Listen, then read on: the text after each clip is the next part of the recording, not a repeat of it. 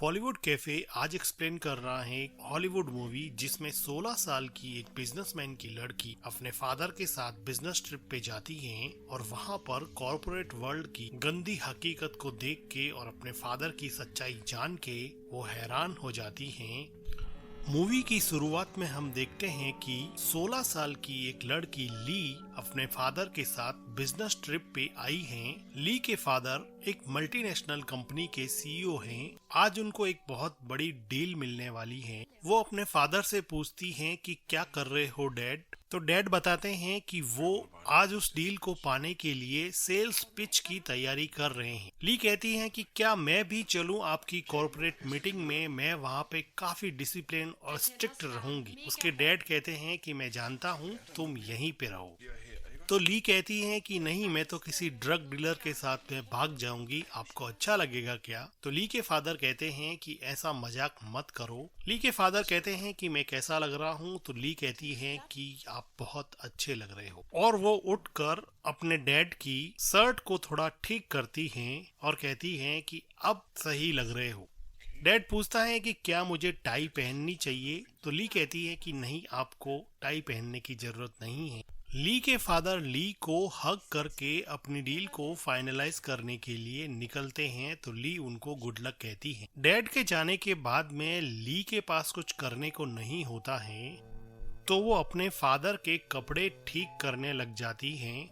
ली थोड़ा रेस्ट करने के बाद में शॉवर लेती हैं और कंफर्टेबल क्लोथ्स में होटल में फ्रीली रोम करने जाती है। वैसे उसके डैड ने रूम से बाहर जाने के लिए मना किया था, लेकिन ली को वाटर बॉटल्स खरीदनी थी, इसलिए वो रूम से बाहर आई और अब वो लिफ्ट से ऊपर जा रही थी।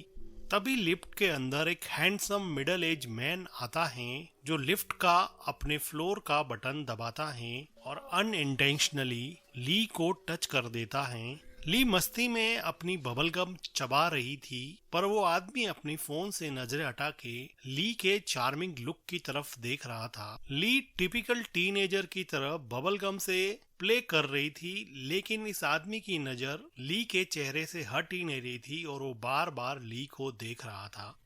अब इस आदमी का फ्लोर आ जाता है तो वो लिफ्ट के बाहर चला जाता है।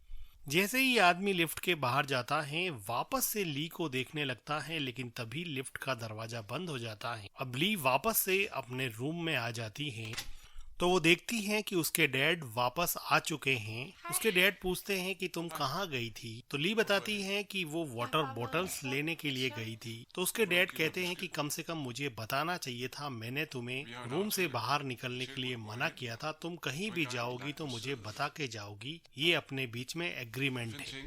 और वो थोड़े गुस्से में बोलते हैं कि तुम अपने आप को क्या समझती हो। ली चुपचाप आई एम सॉरी बोल देती है। ली के फादर का गुस्सा शांत होता है तो वो ली को अपने पास बुलाते हैं और उसको हग करते हैं और कहते हैं कि मुझे तुम्हारी बहुत चिंता होती है, इसलिए ये सब मैं तुम्हें बोलता रहता हूँ। तुम्हारे अलावा मेरा इस दुनिया में कोई भी नहीं है। ली भी इस बात को समझती है। ली के फादर बताते हैं कि होटल मैनेजमेंट ने डिनर रखा है, हम दोनों को तैयार होके कॉर्पोरेट डिनर के लिए निकलना चाहिए, नहीं तो लेट हो जाएंगे। वो कहते हैं कि तुम चेंज कर लो। ली अपने फादर से अपना वाइट कॉर्पोरेट शर्ट मांगती हैं और अपनी टी को निकाल के डिनर के लिए वो वाइट शर्ट पहन लेती हैं ताकि वो भी कॉर्पोरेट लोगों के साथ में घुल मिल सके। ली अपने डैड को पूछती हैं कि आपकी मीटिंग कैसी रही और आपको क्या लगता है, क्या आपको वो कॉन्ट्रैक्ट मिल जाएगा क्या। लेकिन उसके डैड उसकी इस बात का जवाब नहीं देते हुए ली के कॉर्पोरेट ड्रेस की काफी प्रशंसा करते हैं और कहते हैं कि तुम बहुत खूबसूरत लग रही हो, तुम सच में ही बहुत खूबसूरत हो, तुम मेरी बेटी जो हो। वो ली को कहते हैं कि चलो डिनर टेबल पे नीचे चलते हैं और उन लोगों से अब कॉन्ट्रैक्ट लेकर ही वापस आएंगे। ली कहती है कि हाँ डैड। ली के डैड ली को डिनर पार्टी में ले जाते हैं। ली देखती हैं कि उसके फादर एक आदमी क्रिस्टीन से हाथ मिला रहे होते हैं और वो ली को क्रिस्टीन से इंट्रोड्यूस करते हैं और कहते हैं कि ये मेरी डॉटर है। और ली को कहते हैं कि ये क्रिस्टीन है, ये हमारा परचेजिंग मैनेजर है। ली ऑलरेडी इस आदमी से लिफ्ट में मिल चुकी थी।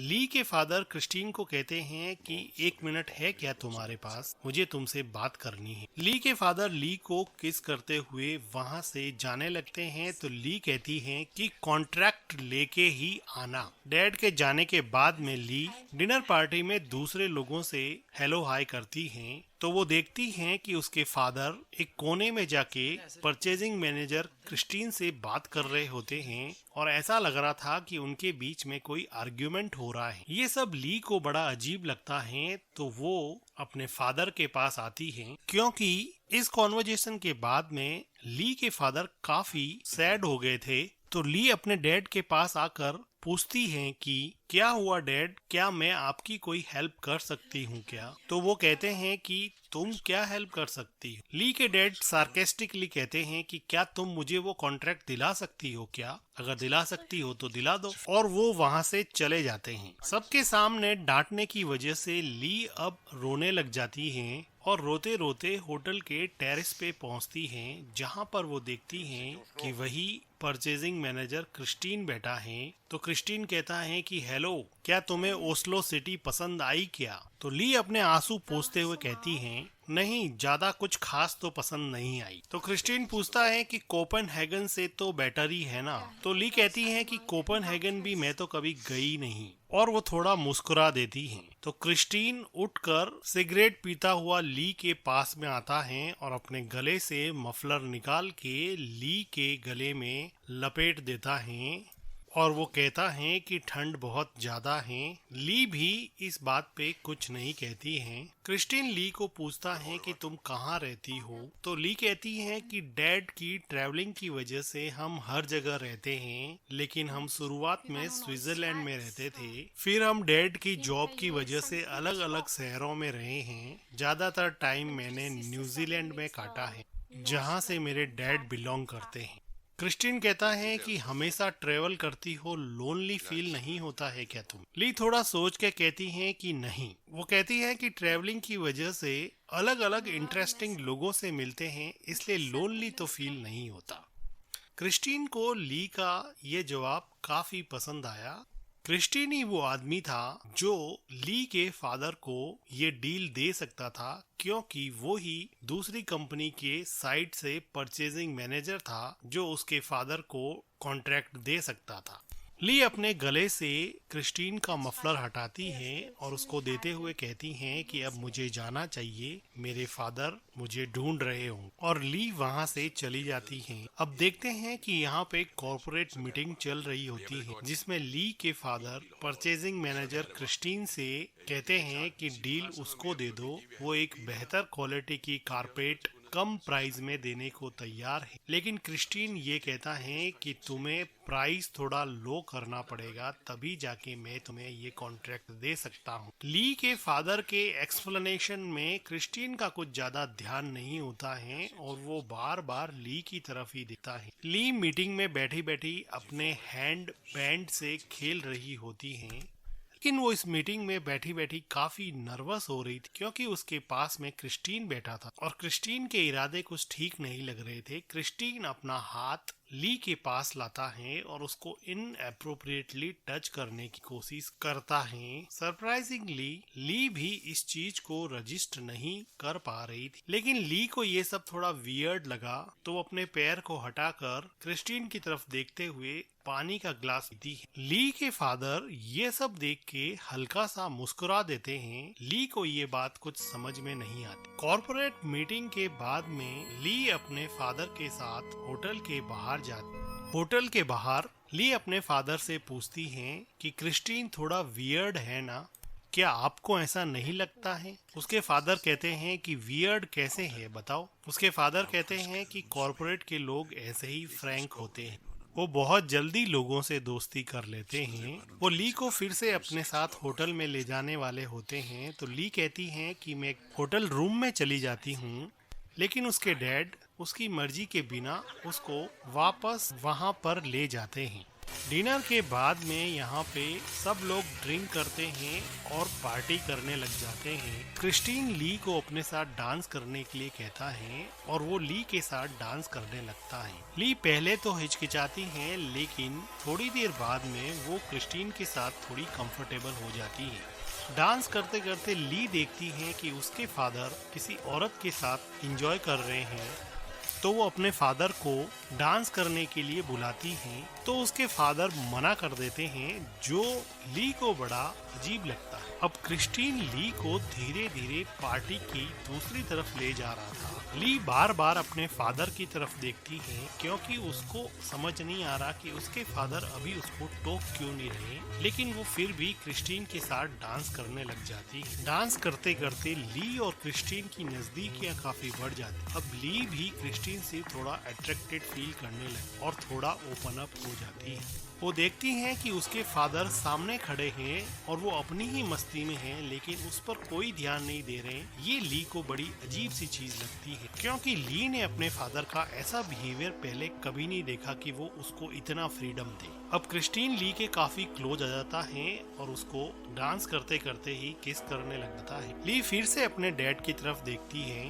डैड भी उसकी तरफ देखते हैं, लेकिन ये सब देख के ली के डैड वहाँ से चुपचाप निकल जाते हैं। ऐसा लग रहा था कि ली के डैड जानबूझकर चाहते थे कि वो क्रिस्टीन के क्लोज हो जाए। ली को अपने डैड का ये बिहेवियर कुछ समझ में नहीं आया, तो क्रिस्टीन उसका ध्यान भटकाता है और कहता है कि यहाँ से बाहर चले क्या। तो ली कहती है कि हाँ चलते हैं।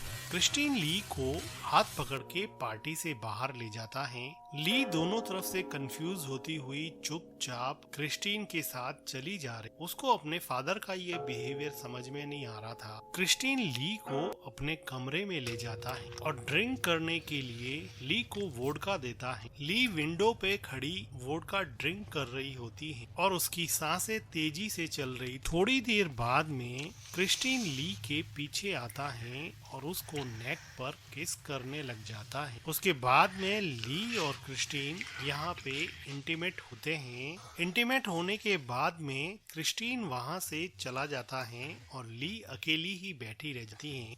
ली को कुछ समझ में नहीं आया कि ये बिना बात किए ही कहाँ पे चला गया है। ली वापस से पार्टी हॉल में जाती है, जहाँ पे अभी भी लोग पार्टी कर रहे होते हैं। ली पार्टी में अपने डैड को ढूंढती है। थोड़ी देर ढूंढने के बाद में ली अपने डैड को देखती है, जो क्रिस्टीन से बात कर रहे थे, और अब क्रिस्टीन और उसके डैड काफी खुश लग रहे थे, जो कि थोड़ी देर पहले आर्ग्यूमेंट पे उतर आए थे।